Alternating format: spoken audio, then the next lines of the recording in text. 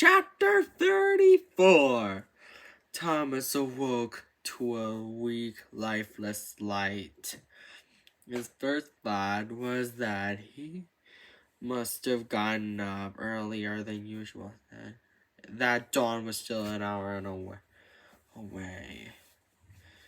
But then he heard the shouts. And then he looked out through the leafy tree of the branches. The sky was a dull slab of gray, not the natural pale of light of morning. He jumped to his feet, put his hand on the wall to steady himself as he craned his neck to gawk toward the heaven.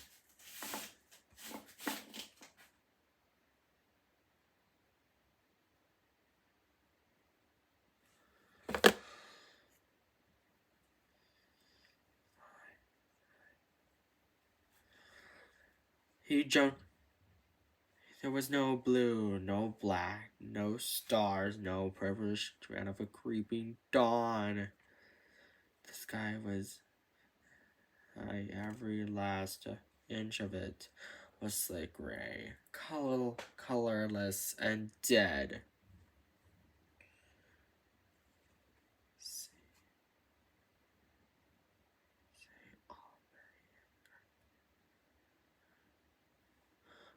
He looked down at his watch. It was a full hour past the mandatory waking time.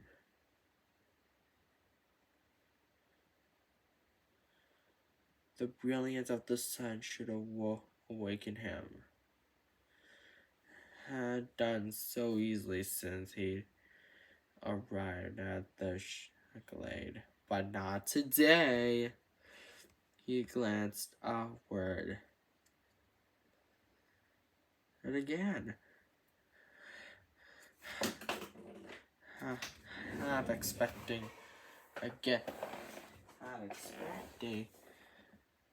it to have changed back to normal. But it was all gray, not cloudy, not twilight, not the early minutes of dawn, just gray. The sun had disappeared.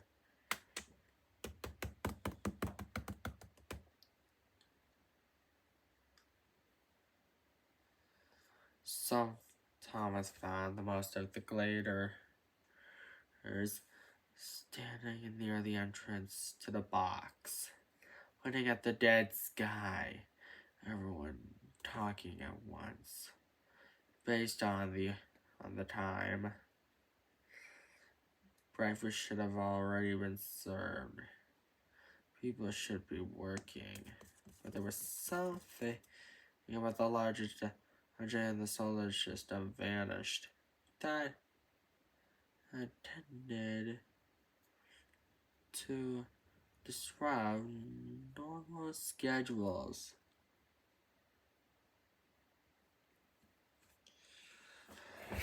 In truth, as Thomas silently watched the commotion, he didn't feel nearly as panicked or afraid as his instincts told him how to be.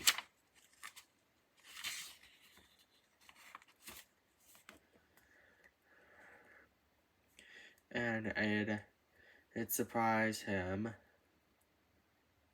that so many of the others lost chase from the coop.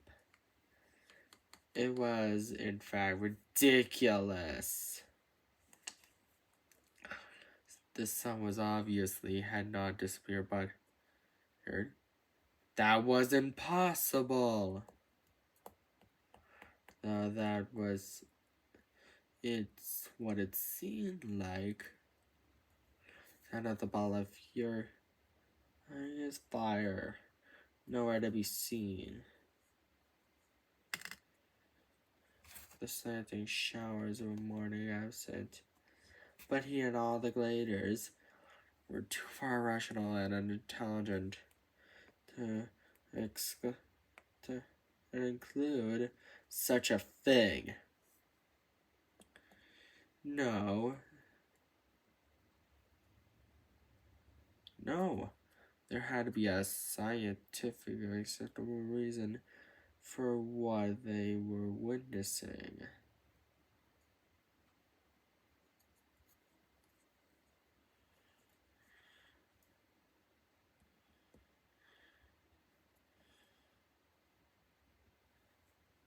And whatever it was, Thomas, it meant one thing: the fact that we're no longer be the sun, meant to be never be able to be in the first place. A sun couldn't just disappear.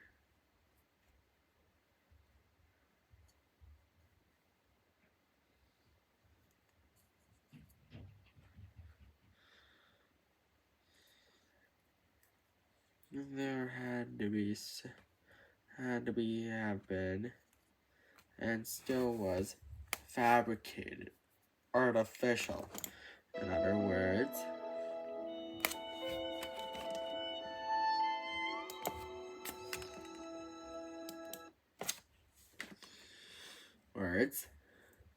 the sun had just had shone down on these people for 2 years, providing heat and life to everything. It was not the sun at all. Somehow, it had been fake. Everything about this place was fake.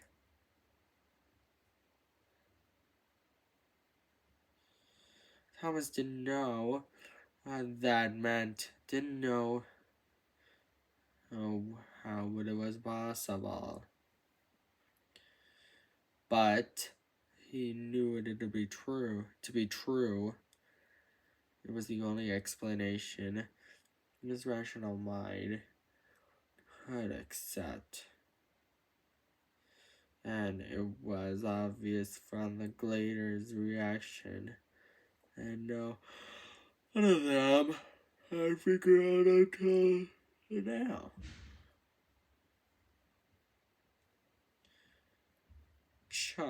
Look found him. Look at the fear of the boy. Found the boy's face reached Thomas' heart. Thomas's heart.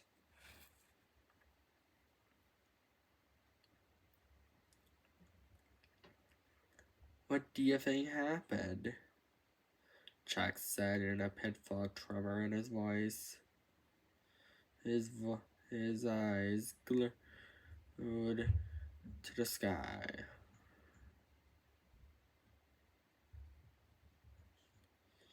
Thomas thought to his neck must hurt something awful. Looks like a big gray ceiling. Close enough you could almost touch it.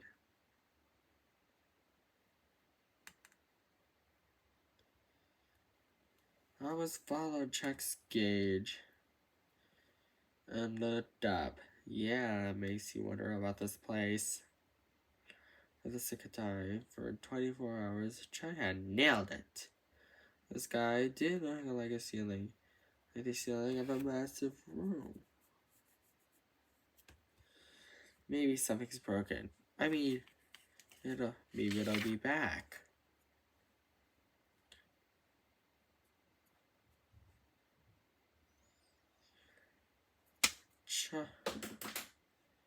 I finally quit gawking and made eye contact with Thomas. Broken? What was that supposed to mean? Before Thomas could answer, the faint memory of last night. Before he fell asleep. He had erased those words inside his mind. She said, and I just triggered the engine. It couldn't be a coincidence, could it? A sour rock crept into his belly. Whatever the explanation, whether it had been in just the sky, the real sun or not, it was gone. And that couldn't be a good thing.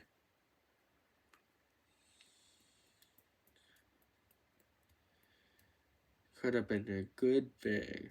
Thomas? Chuck asked, lightly tapping him on the upper arm.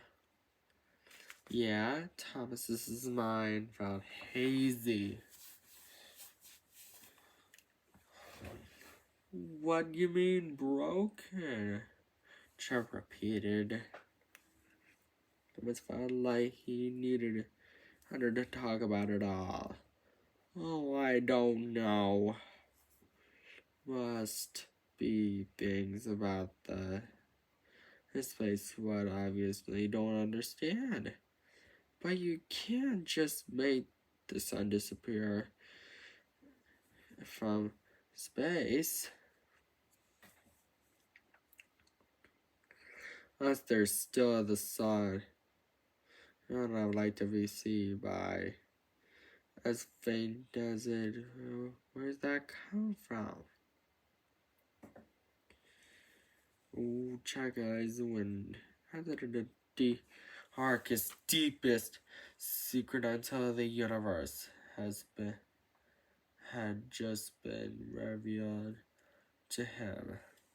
Yeah, where does it come from? What's going on, Thomas? Thomas reached down and squeezed the underboy's shoulder. You felt awkward. No clue, Thomas, not a clue. But I'm sure Newton and Ellie will figure things out. Thomas! Minho was running out to them. When your leisure or time with Jackie in here, that's going on. We're already late.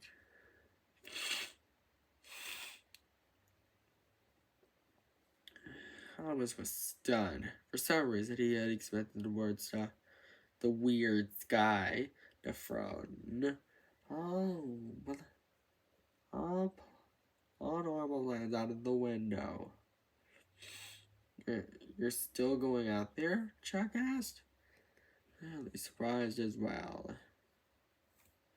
Thomas was glad the boy hadn't asked the questions. Yeah. Of course you are, Shank. And I was sad.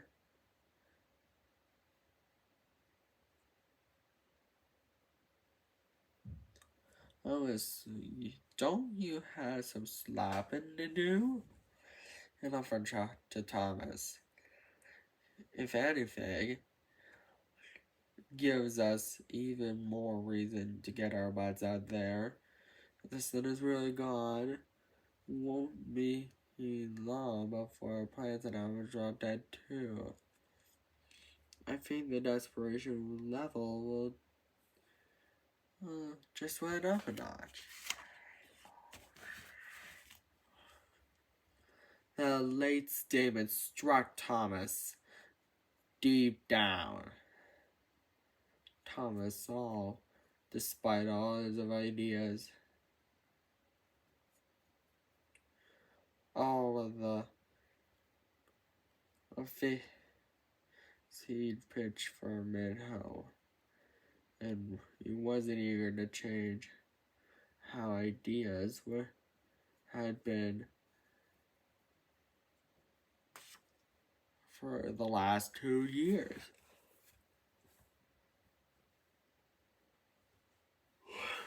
A miniature of excitement and dread swept over him. Minho, he realized what Minho was saying. You mean we're going to stay out there overnight? Explore the walls a little more closely?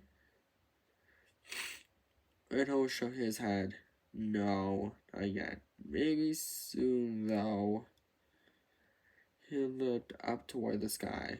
Man, what a way to wake up. Come on, let's go.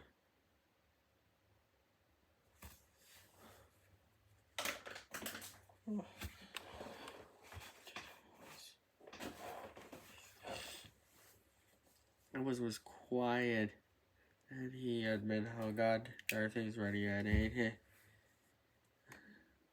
and a lightning fast breakfast. His thoughts were churning too much about the gray sky and what Teresa, at least he thought it had bitten the girl,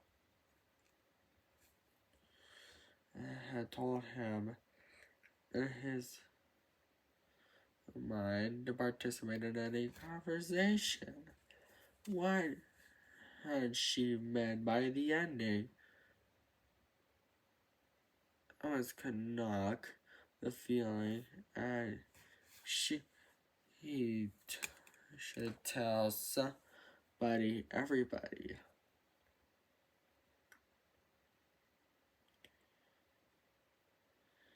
But he didn't know what it meant, and he didn't want them to know it had a girl's voice in his head. He'd figure he really got bonkers. Maybe even lock him up. And for good this time. Along with a deliberation. He didn't keep his mouth shut while running with Minho for his second day of training. But for below a bleak and colorless sky. He saw the griever for they'd even made it to the door, leading from Section 8 to Section 1. Minho was a few feet ahead of Thomas. He just rounded a corner to the right. When he slammed to a stop, his feet almost getting out from under him.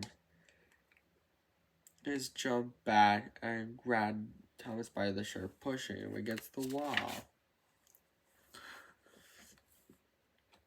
Shh, Minho whispered. There's a freaking griever up there. Thomas wanted his eyes and questioned. Felt his heart pick up the pace. Even though it had already been pumping hard and steady, Minho simply nodded and put his finger to his lips. And he let go of the whip.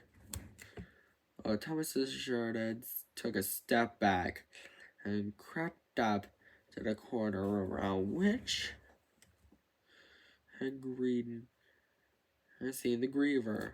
Very slowly, he leaned forward and to take a peek. Thomas wanted to scream at him to be careful. Minho's head jerked back.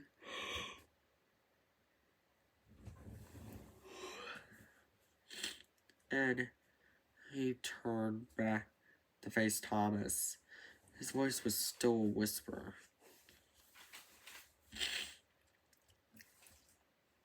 And it's just sitting up there, almost like the one that we saw. What do we do? What do we do? Thomas asked as quietly as possible. He tried to ward out the panic flaring inside him. It is coming toward us. No, idiot. I just told you. It was sitting there. Well. Thomas raised his hands to his sides in frustration. What do we do? Standing close to a griever seemed like a really bad idea.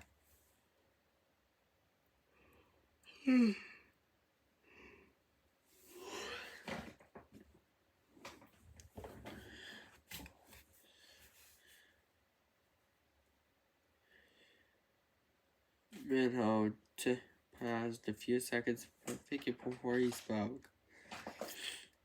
Well, we have to go the way to get to our section. Let's just watch it for a while. Even if it comes after us, we'll run back to the glade.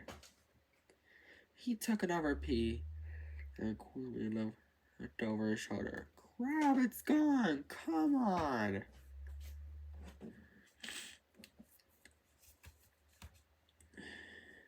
Minho didn't wait for a response. See the look at the horror Thomas had just found under his own eyes. Minho took off, running in the direction where he'd seen the griever, though his instincts told him not to. Almost followed, he sprinted down the long corridor after Minho turned left and right.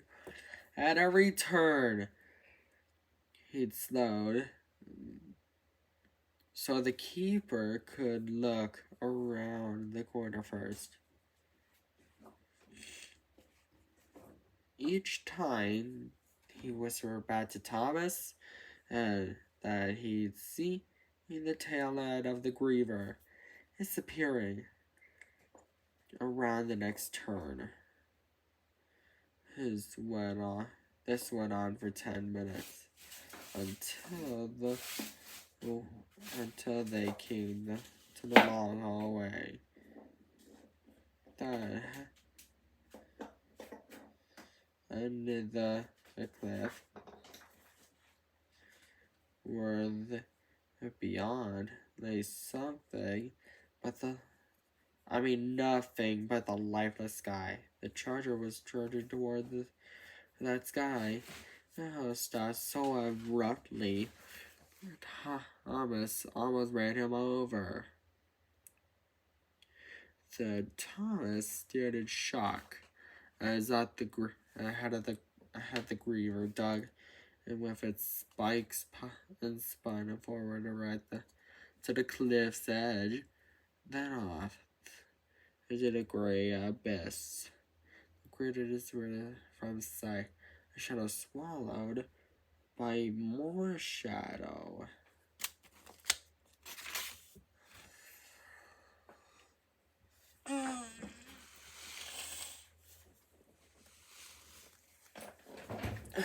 Chapter 35. That settles it, Minho said. Thomas stood next to him on the edge of the cliff, staring at the gray nothingness beyond. There was no sign of anything to the left, right, down, up, or ahead. For as far as he could see possible, nothing but a wall of blackness. Settles what? Thomas asked. We've seen it 3 times now. Something's up. Yeah, Thomas knew what he meant, but waited for Minho's explanation anyway.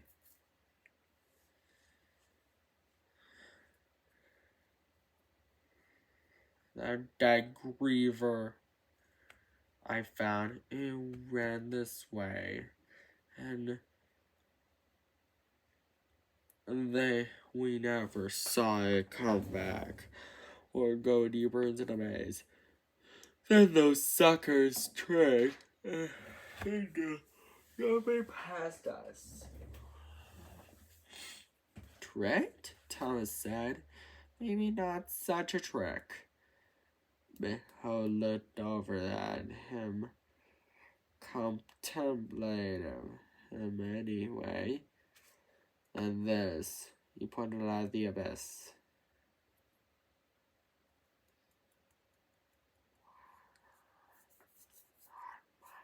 Not much doubt anymore.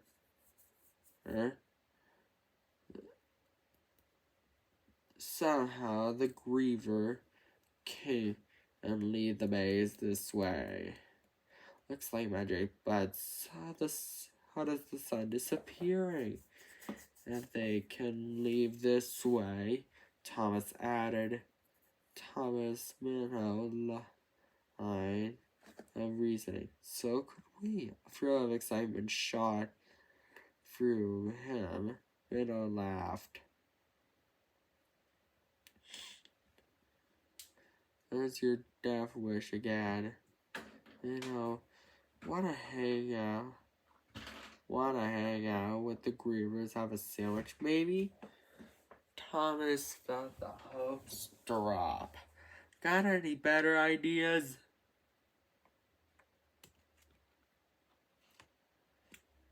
Thomas, one thing at a time, Greenie. Let's get some rocks and test this place out. There has to be some kind of hidden exit. Thomas helped Minho as they scrambled around the corners of the maze. Thomas picking up as many loose stones as possible. They got more by filling cracks in the walls, spilling broken chunks onto the ground.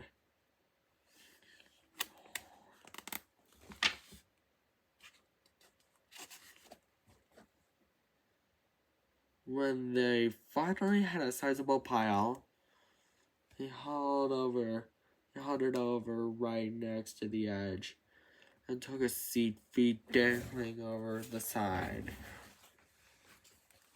Thomas looked down and saw nothing but a gray desert.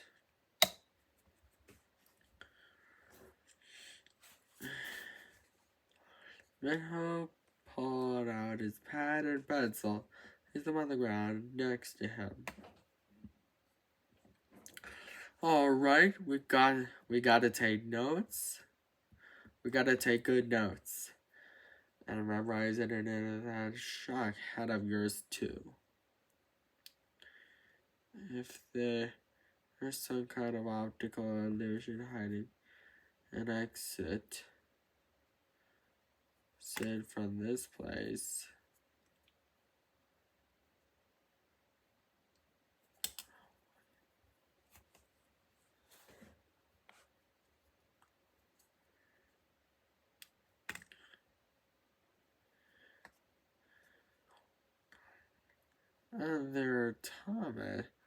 And there's some kind of optical illusion hiding in this from this place.